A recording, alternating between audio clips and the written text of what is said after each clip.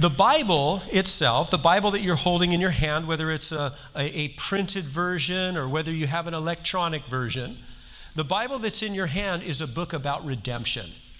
In this book, we see that its main purpose and its main theme is God's plan of saving humanity. That's what God is about. We could even say that God is on a mission. He's on a mission to reach people and save them into relationship with Him. So much God is on a mission that He sent His Son into the world. God saw the condition of humanity separated from Him, and God sent His Son to make it possible for us to be saved. And what we learn as we read through the Bible is that not only is God on mission, but God desires for us to participate with Him on that mission. He's inviting us to participate in the furtherance of His kingdom. And in the book of Nehemiah, we are going to learn a lot about how to participate in the work that God wants to do. We're going to find in our story today that a man is being called by God to be involved in the work that God is desiring to do in the world. And the work that God's desiring to do is an eternal work. In other words, God takes a man who lives in a moment of time and has him to be involved in something that will outlast him, something that will have an impact upon the kingdom. So here's what we're going to do. We'll read through this chapter, and as we do, make comments along the way. So verse 1 reads this way: the words of Nehemiah, the son of Hakaliah. So this book, Nehemiah, is actually a journal written by Nehemiah. He's going to tell us the story of how God called him to participate in ministry and what things were accomplished along the way. He gets it started this way: it came to pass in the month of Chislev. Now, Nehemiah lived in Persia, and as a result, he is using a Persian calendar. The month Chislev is equivalent to our late November and into late December. He's in the month of Chislev in the 20th year. That's the 20th year of the king of Persia. He writes, I was in Shushan, the citadel. Nehemiah is a Jewish man. He's the son of refugees that were taken from Israel to Babylon and then spread throughout the Babylonian Empire. Now, Babylon as an empire had been conquered by the Persians. And Nehemiah is now living in Shushan. It was the place of the winter palace of the king. This king's name is Artaxerxes. It's the winter palace of Artaxerxes, and that's where Nehemiah lives, and that's where Nehemiah works. Verse 2 reads this. This is the setting for the whole story. That Hanani, one of my brethren, the word brethren there is the word for relative. One of my relatives came with men from Judah. So Nehemiah is going to work like he went to work every day. His job was to serve the king. And there he has an encounter with a relative of his and a couple of his friends. And they had just come back from a trip, a pilgrimage to Jerusalem, and come back. And so Nehemiah does what we all do when a friend or a relative just gets back from a trip. He asks, how's the trip? Right? I had several people today. I'm standing in the foyer as they're walking in. I get the welcome home, and I get the question, how was the trip? By the way, the trip was great. Okay, so here's the answer that Nehemiah gets. Verse 2, I asked them concerning the Jews who had escaped and survived the captivity and concerning Jerusalem. And here's his answer. They said, the survivors who are left from the captivity and the province are there in great distress and reproach. The wall of Jerusalem is broken down and the gates are burned with fire. In other words, things are not so good. Notice in verse 3 that Nehemiah asks, or verse 2, Nehemiah asks two questions. He asks, what is the condition of the people and what is the condition of the city? Verse 2 is essentially an outline for us for what the whole book is about. The book of Nehemiah will be about rebuilding the broken down walls of the city and rebuilding the broken down spirits of the people. That's what the book is about. The whole way through the book, we're going to read about wall being built and people being built. The wall will get done a lot quicker than the people do. Right? I mean, some of us, you do a project around your house, it feels like it takes forever to finally get that floor tiled, and you're just as much of a broken person when it's over as you were when it started. It takes a little longer to do a work in the people than it does to do a work in the city. But that's the focus of the book. The rebuilding of the walls and the rebuilding of the people. Here's what I want us to do. We're going to do three things this morning in our time. Number one, we're going to consider what was the condition of Jerusalem. Number two, we're going to see what was the condition of the people living in Jerusalem. And then number three, we're going to see how Nehemiah responds to the news. Okay? And then we'll be done. And you guys can go eat. So, first of all, what is the condition of Jerusalem? Little history lesson. Jerusalem is one of the oldest cities in the world. Jerusalem is first mentioned in the Bible 2,000 years before Christ. That's 4,000 years ago. It was referred to then as Salem. Salem is from the Hebrew word shalom, or peace. And so 4,000 years ago, that city was called Peace. And the king of that city, the ruler of that city, was a man by the name of Melchizedek. Melchizedek was a priest of God and the overseer of that city. If we fast forward from that time 600 years, we come to the time when Joshua led the children of Israel into Canaan to occupy the land that God had promised them. At that time, the city was now called Jebus, and it was the habitation of a group of people called Jebusites. Now, the city Jebus, it means threshing floor, because just above the city was a very flat, level area that they would use to thresh the grain. It was that area that later, fast forwarding again, that Solomon would build the temple. Anybody here been to Jerusalem? You stood on the area by the Temple Mount? You're standing on what used to be a very level part of that mountaintop, and it was a place where grain was threshed. Okay, so it was called Jebus, or the threshing was the name of the city, and the Jebusites occupied it. Now, the Jebusites occupied that time from the time that Joshua entered into the land. They remained for 400 years, right in the center of the nation of Israel, the place where God ultimately would put his name. It would be, God would say, that is the city from which I will reign. And the Jebusites occupied it from 1400 BC to about 1000 BC, when David became king. And David, as king, brought his troops against the city of Jerusalem to take it from the Jebusites. Now, the city sits up on a hill, and it's on three sides. It's surrounded by kind of ravines, and so it's got a natural defense. In addition to that, they built high walls around it to protect it. So it made it very difficult in the ancient world to take Jerusalem. So David and his men are looking at the city. They're trying to figure out how to attack. The Jebusites, meanwhile, are looking out at David and his men, and they're thinking, you have no chance of taking this city. In fact, they begin to mock David and his men. And they say, if we were to put blind and crippled soldiers up in the turrets, you still couldn't take the city. So David is looking, he's considering, how are we going to accomplish this? This is a parenthetical clause. But sometimes accomplishing that which God has called us to do requires great thought and effort. Sometimes it's natural and easy. Other times it takes a lot of thought and effort. And that's what happens with David. He's looking at the city and looking at the city, and he finally realizes that there is a natural shaft or cave that goes through the bedrock. It's not very wide. It's 40 feet deep. It goes through the bedrock.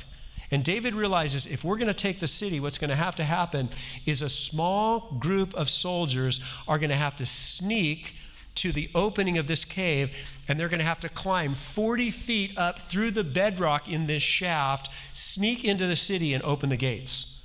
Just to give you a little concept of that, this ceiling here is roughly 20 feet high. Double that, make it just a little wider than your body, and shimmy your way up that to get into the city. Joab, one of David's young men, chooses to take that responsibility. They climb up, they open the gate, and David takes the city. Jerusalem then becomes the capital of the nation of Israel.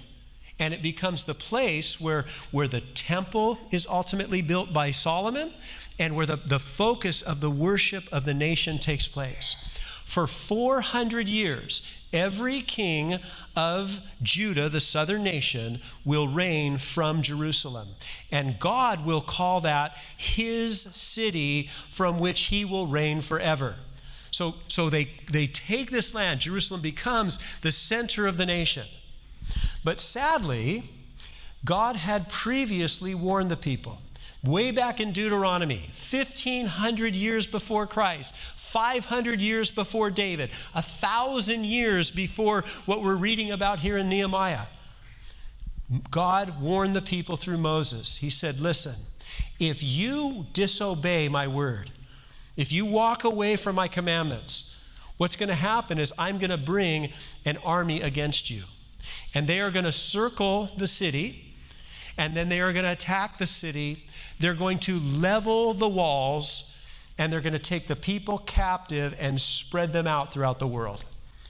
And so from David's time, we fast forward 400 years, and we come to the time of the book of Daniel, the end of the books of 2 Kings and 2 Chronicles, where Nebuchadnezzar, the king of Babylon, brings his troops against Jerusalem. And in 600 BC, he takes the city. And 20 years later, he puts a siege around the city, and they destroy the city, leveling it, burning the temple to the ground, knocking the walls to the ground, and leaving the place in rubble. It looks much worse than our courtyard currently looks. It's devastated. That happens 600, and then about 590 is when it's knocked down. If we fast forward from there to 539 BC, so 70 years after Nebuchadnezzar takes the city, Nebuchadnezzar has died. The Babylonians have been overthrown by the Persians. The most powerful man in the world is a man by the name of Cyrus. And Cyrus has defeated Babylon. That story is recorded in Daniel chapter 5. And one of the first things that Cyrus does is he writes a law. As the king, he writes this law. He seals it with the king's signet. It is now a law in the land. And here's the law. Any Jewish person living anywhere in the Persian Empire can leave their job, whether they're a slave, whether they're a shop owner, whether they work for the government, whatever their job is, they can leave that job and they can go back to Jerusalem, and they can begin a project of rebuilding the destroyed temple within the city. He writes this law. A man by the name of Zerubbabel leads a charge of 50,000 people. And they make their way from throughout the Persian Empire, and they make their way back to Jerusalem. They walk up that hill to the destroyed city, and they begin the process of rebuilding the temple. This process takes roughly 25 years. That story is recorded in the first half of the book of Ezra. Ezra's chapter 1 through 6 tells Zerubbabel's story. The people along the way get very discouraged because the work is more than they thought it was. How many of you have ever stepped into ministry and found out it was more work than you thought? Okay, that's what they found. So 2 prophets showed up, one by the name of Haggai and another by the name of Zechariah. There's books in your Bible named after them. And their job was to encourage the leaders and encourage the people to continue the work of building the temple. 25 years later, the temple is completed. Now we fast forward another 50 years. 50 years after the temple is built, a guy living in Persia makes his way to Jerusalem. His name is Ezra. Ezra is a scribe. He's a student of the Bible. And Ezra shows up, the temple's built, the people are discouraged. And Ezra begins to pour into the people, teaching the people the word of God. He does that for 12 years.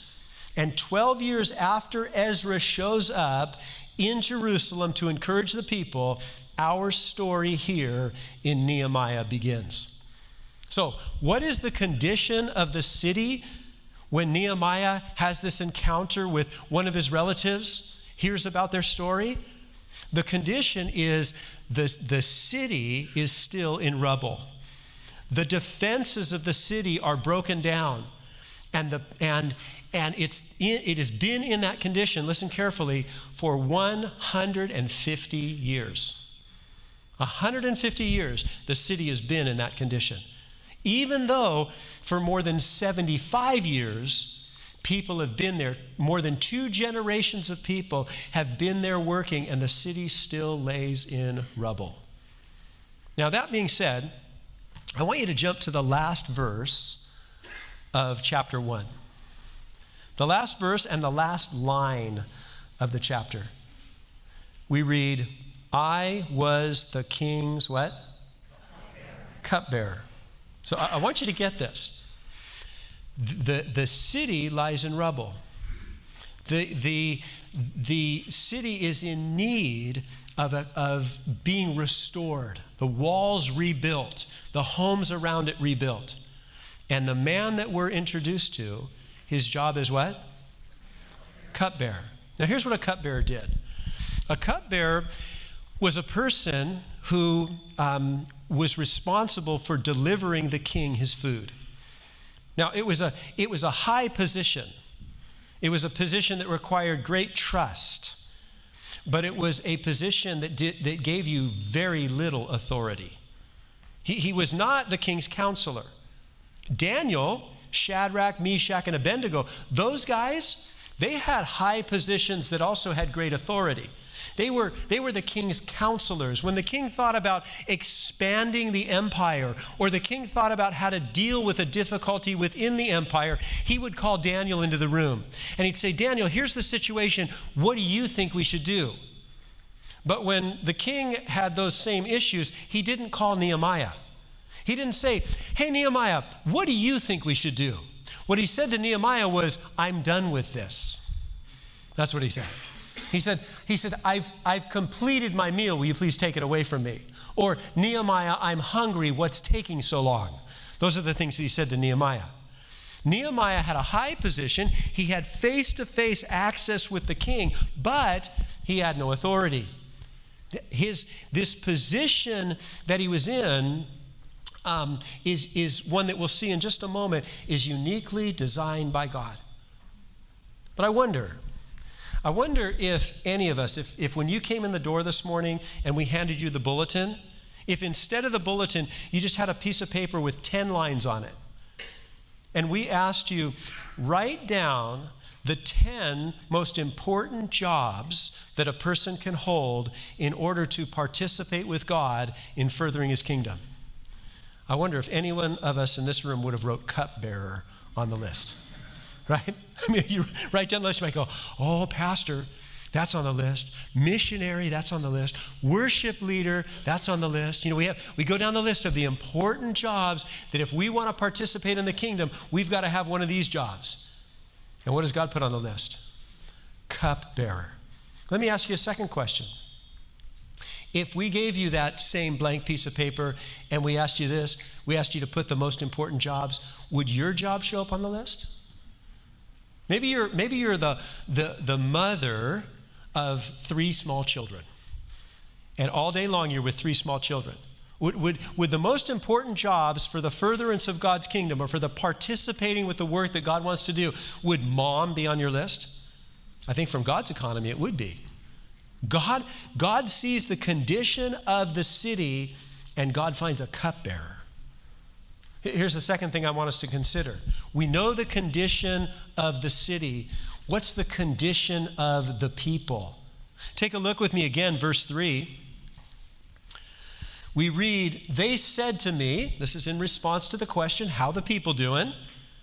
Quote, the survivors, you might want to circle that word, the survivors who are left from the captivity in the province are in great distress and reproach. 3 words I want you to notice. Word number 1 is survivor, word number 2 is distress, and word number 3 is reproach.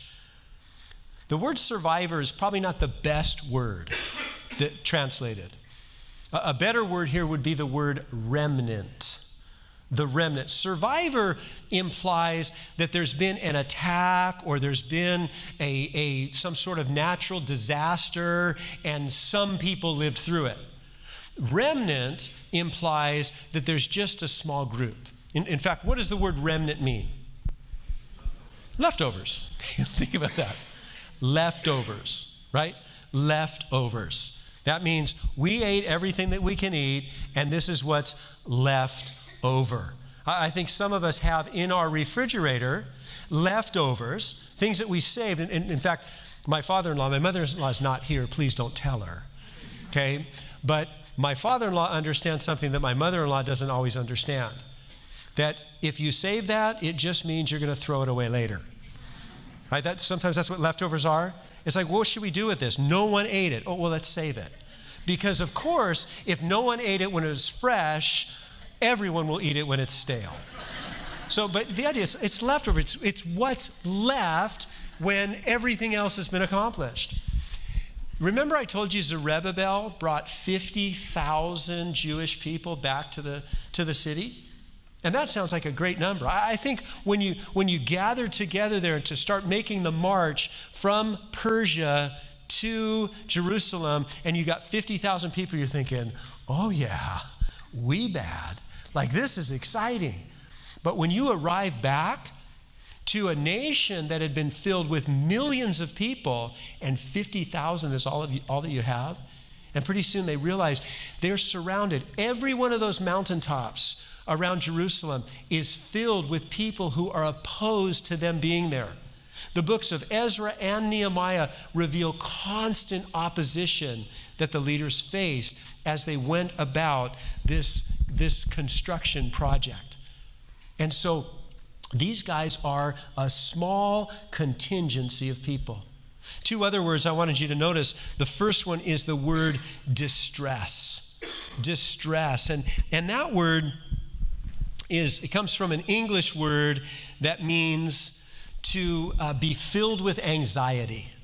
To be filled with anxiety. The word distress, filled with anxiety, comes from a Latin word that means to tear apart. Is that a good word? Like if somebody asks you, how you doing? And you feel like you are being torn apart on the inside. You feel like you're on the rack. This arm's here, and this arm's here, and someone's pulling. That's not a good feeling, is it? The Hebrew word is a word that means bad or evil. It carries the idea of a person being unhappy, a person being even injured, a person being in a very difficult condition. That's how the people are described. And let's remind ourselves, what was Nehemiah's job? He's a cupbearer. Think about it. God looks out, he sees a city that is broken down, and he sees people that are as broken down as the city. And God looks for a cupbearer.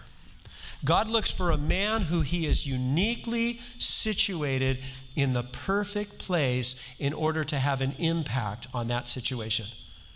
It's not a general contractor or a counselor. Not that there's anything wrong with general contractors or counselors. But in the economy of God, he finds the cupbearer to the king.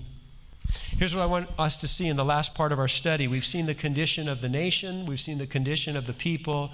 Now I want you to see Nehemiah's response. Take a look at verse 4. So it was, when I heard these words, that I sat down and wept. He sat down and he began to weep. That word wept is a strong word. It carries the idea not of just like, no, I'm okay, right? you're watching a movie with someone, and you look over, and all of a sudden they're going, you're like this, you're going, oh, dang, right? How do I deal with this one? And, it's not that word. This is a word where the heart is breaking. This is a word where there's anguish within. The word could be translated to wail, to weep, to cry, to lament. And listen, you might like this. It even could be translated to complain, right? To complain. Like the situation is so grievous, I can't handle it anymore. That's what happened to Nehemiah. Now, here's what I want you to notice. This is where we're gonna bring these two things together. The date here is 444 BC. The city of Jerusalem was destroyed in 587 BC. That is roughly 150 years. Here's what I want you to take note of. Nothing had changed in Israel in 150 years. Nothing had changed. It's not like Nehemiah was walking to work, he sees his relative that had just come back from the trip, and he says, hey, how's things going? How's Jerusalem? How's the people? It's not like his brother said, oh, it's terrible. There was a horrific earthquake that happened, and the city was leveled, and the people are devastated because they've lost everything. And Nehemiah goes, oh my gosh, my heart is broken. How can I help? That's not what happened. Jerusalem had been in that state for 150 years. Nothing new happened. And during that 150 years, God was working. God worked in sending the Babylonians to destroy the city. God worked in removing the Jews from the land and scattering them throughout the empire. And God worked on the heart of Cyrus, the king of Persia, to write a law allowing the Jews to go back. In fact, that law God told us about that law before it happened. 150 years before Cyrus was born, his name is mentioned by Isaiah the prophet. And Isaiah the prophet tells us that a king by the name of Cyrus will write a decree allowing the Jews to go back to the land and build the temple. God's working, isn't he? If you're reading the Bible and your name shows up, like not like your name, like my name's in the Bible. My name is James, and James' name in the Bible, that's Yaakov in Hebrew. Okay, my name's there in the Bible, but I'm not in the Bible. But if my name were in the Bible, hey, Jim in South Florida, pastoring Calvary, if that's there, pretty striking. Imagine Cyrus when he finds out his name's in the Bible. Cyrus was friends with Daniel. Daniel probably pointed it out. Hey, you know what the Bible says about you? Hey, I better do that. So listen, God's been working. God's been working for 150 years in this situation. And what's Nehemiah been doing? Ignoring it. Nehemiah's been ignoring it, playing no part in it at all. And here's what happens. A chance encounter, a conversation with a relative, and God invades Nehemiah's world. There's an encounter between God and Nehemiah, and something happens, and Nehemiah, the same thing's been going on, but somehow Nehemiah is impacted by it. Do you know that that's true of every one of us? Do you know that there was a time when God invaded your world? Maybe it's right now, where your life was going on just like your life was always going on, and then suddenly it was like you're having thoughts of God. Suddenly you're interested in the things of God, and you give your life to Jesus. Maybe it's happened as a believer as it relates to ministry, sitting in Bible study, and the Word of God is being proclaimed. And something happens, just like this stirring happens within you, where it's like, I need to be involved with what God's doing. I need to participate. I need to take my life, all that it is, its resources and my talents, everything that I am, and I need to say, God, I'm going to make myself available to you in what you want to do. And Nehemiah does that. God invades his world. And it's really my prayer as we go through this book together, As we look at the building project that is the book of Nehemiah, it's my prayer that God will invade our space, that God will speak to us, that God will stir our hearts up so that we will be willing to participate in the mission that God is on in this world, and that is to reach people for the kingdom of heaven. That's what's happening. Now, I want you to notice that this stirring is going to create a burden in Nehemiah. The word burden is a word that means a weight. Suddenly, there's a weight on Nehemiah's life that was not there before. And he's got this heavy weight, and he's weeping before the Lord. But he doesn't stop there. The second thing Nehemiah does in response to this encounter is that he begins to pray. Take a look again at verse 4. I heard these words, I sat down and wept, mourned for many days. I was fasting and praying before the God of heaven. He begins to fast and he begins to pray. The word fast is a word that refers to giving up something in order to spend time seeking the Lord. A fast traditionally is giving up food, but you can fast from anything and replace that with seeking the Lord. Daniel, when he got older, he fasted from delicacies. In other words, he stayed away from the dessert table for a time. He still went to the staples, he still ate the basics, but he denied himself the delicacies. He gave that up for a period, and he replaced it seeking the Lord. So Daniel says, I was praying and I was fasting. Now, I want you to see there are 4 things that we learn about Nehemiah's prayer. Take a look with me, verse 5. He says, I pray, Lord God of heaven, O great and awesome God, you who keep your covenant and mercy with those who love you and observe your commandments. Please let your ear be attentive and your eyes open. The first part, his prayer consisted of praise. When he starts out this prayer, his focus is on the Lord. He calls him the God of heaven. He calls him great and awesome. He says he keeps his promises, and he asks him to keep his eyes open and his ears attentive to him. So Nehemiah's prayer consisted of praise, and I think that's very important. Nehemiah's got a problem in front of him, doesn't he? His problem is the walls are broken down and the people are broken down, and I think I'm supposed to do something, but I can't do anything. Persia is hundreds of miles away from Jerusalem, and I'm a cupbearer, not a contractor. What can I do?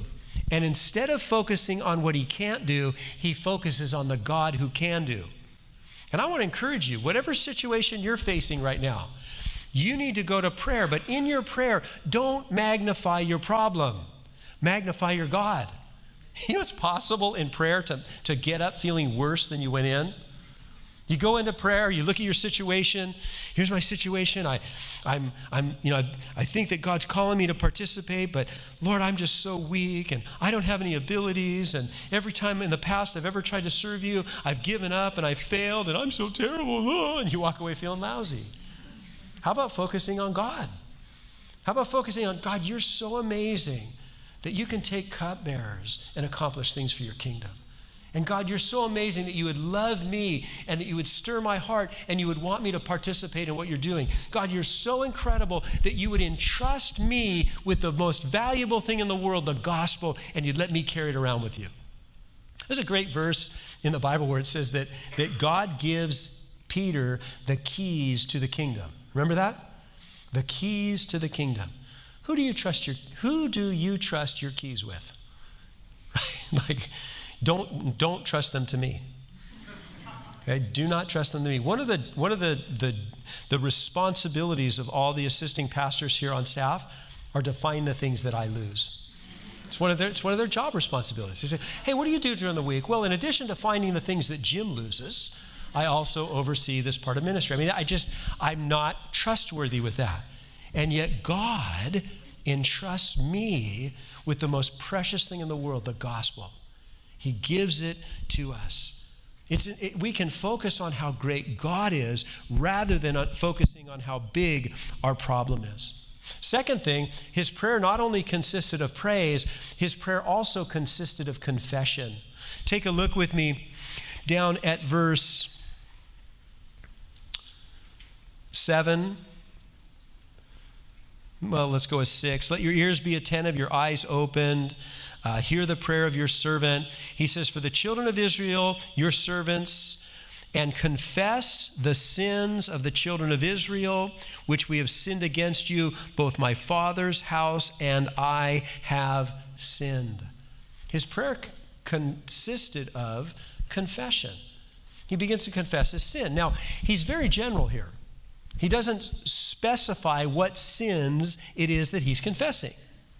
Everything that we know about Nehemiah, he was a good man. He was a righteous man. It's not that he's involved in some aberrant behavior. He doesn't have some hidden life from everyone else. I think the sin that he's confessing perhaps was the fact that although God wanted to work in the world, Nehemiah had been pretty disinterested. In one sense, Nehemiah had spent his life climbing the corporate ladder. You don't start out as the cupbearer to the king. Remember, that's a job that requires great trust. Here's why. For the history of humanity, as soon as someone gets into the seat of power, someone wants to take it from them. That's basically the history of humanity. Think about your childhood. Anybody here grow up playing the game King of the Hill? What's the basis of the game King of the Hill? You got to the top, so I'm going to knock you down. And we might say that's the history of humanity. It's the King of the Hill. Somebody comes into power, somebody tries to knock them off. And there are several accounts in human history of kings being poisoned. So as a result, kings had to have security. And part of that security was to hire a trusted man who would take the food from the kitchen to the king, making sure no one else touched it. You don't start with that position. You earn that position. It's a high position within the empire, within the palace. He's been climbing the ladder and he's reached success. And here he has this chance encounter. He has a conversation, and in that conversation there is a realization, and that is, I've been succeeding and I haven't been caring about the work that God wants to do in the world. And there's a confession. He pours his heart out before the Lord. Thirdly, his prayer consisted of consistency. His prayer consisted of consistency. Verse 4 says that he prayed for many days. Many days. How many? Follow me. Verse 1. Verse 1, it came to pass in the month of... One person in this room can read. Let's try it again. It came to pass in the month of Chislev. Go to chapter 2, verse 1. It came to pass in the month of Nisan. Now, you don't have to know when Chislev is or when Nisan is. All you have to know is those are different, right? So, like, this is not the same day. It's not like what happened in chapter 1 happened at noon and what happened in chapter 2 happens at 4 p.m. Chislev is roughly late November. Nisan is roughly late March. We've got 4 months that transpire. Nehemiah is praying. His heart's been affected by the situation. He's sensing God wanting to participate. And so what does he do? He fuels the fire with combustible material. In other words, God starts something inside of him and he begins to pray about it. He begins to seek the Lord. He's so serious about it that he's willing to set aside food or at least some things that are important to him for a period of time in order to seek God. Can I encourage you? If you are sensing that God's starting to stir something up in you, if something's happened to you where it's like the world has been in the same condition that the world has been in since the beginning of time, people are separated from God and in need of him, but you're starting to sense, I think God wants me to participate in this. Can I encourage you to dump combustible material on that fire? Can I encourage you to feed that with prayer? I would even encourage you to say, listen, take this week, Sunday to Sunday, and give up something that occupies your time. Something that on a normal day occupies your time. Maybe it's the news. Maybe it's social media. Maybe it's like Daniel, the delicacies. And in place, spend time this week seeking the Lord. God, how would you have me to participate in the work that you're doing? What calling are you placing upon my life? And let's see a week from now what God has done to take that spark and turn it into a blazing fire within your heart. The fourth thing I want you to notice about his prayer is that his prayer was specific. In chapter 1, Nehemiah prays. It's basically a journal of his prayer. And it all leads to verse 11. Take a look. Verse 11, O Lord, I pray, please let your ear be attentive to the prayer of your servant and to the prayer of your servants who desire to fear your name. Here's his prayer. Ready? Let your servant prosper today. God, give me favor and grant him mercy in sight of the man, or this man. It's the king. Here's his prayer. All of this time, the 4 months that he's praying, he's saying, God, I pray that you would give me favor in the eyes of this king.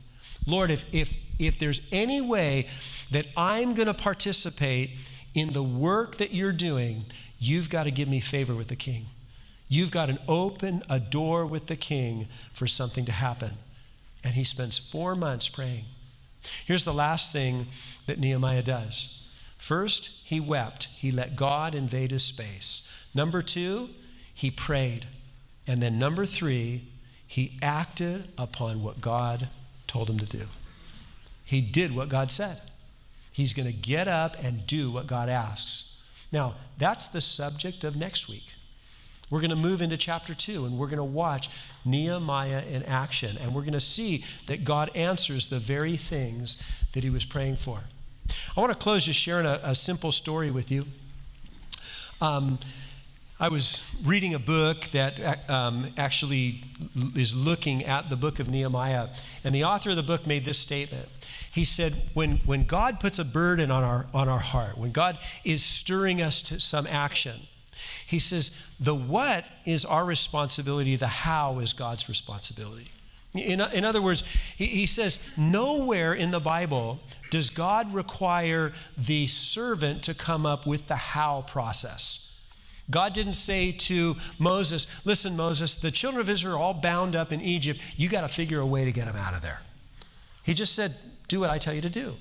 When Joshua came and the city of Jericho was surrounded by high walls and it looked like it would be an impossible task, God didn't say, hey, Joshua, you need to figure out how to take Jericho.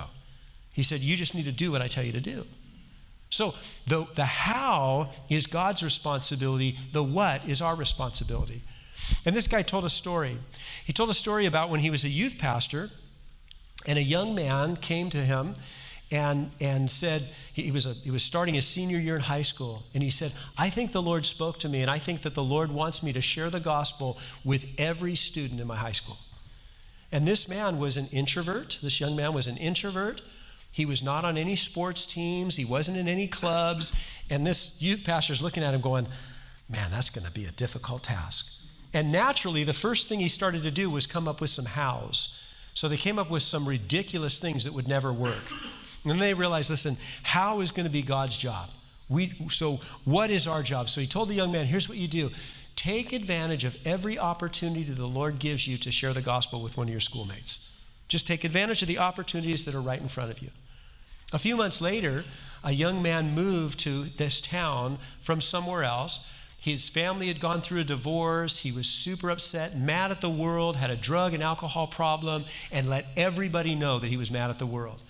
And this young man met him and introduced himself to him. They started talking, found out they had some similar interests. And so he invited the guy to come hang out at the weekend, spend the night at his house. And they're just talking. And later in the night, he ends up getting an opportunity to share the gospel with this young man. And the guy gives his life to the Lord. And so his goal is to share the gospel with the whole school. He shared the gospel with one young man. Fast forward a few months, The school is having a pep rally leading up to spring break.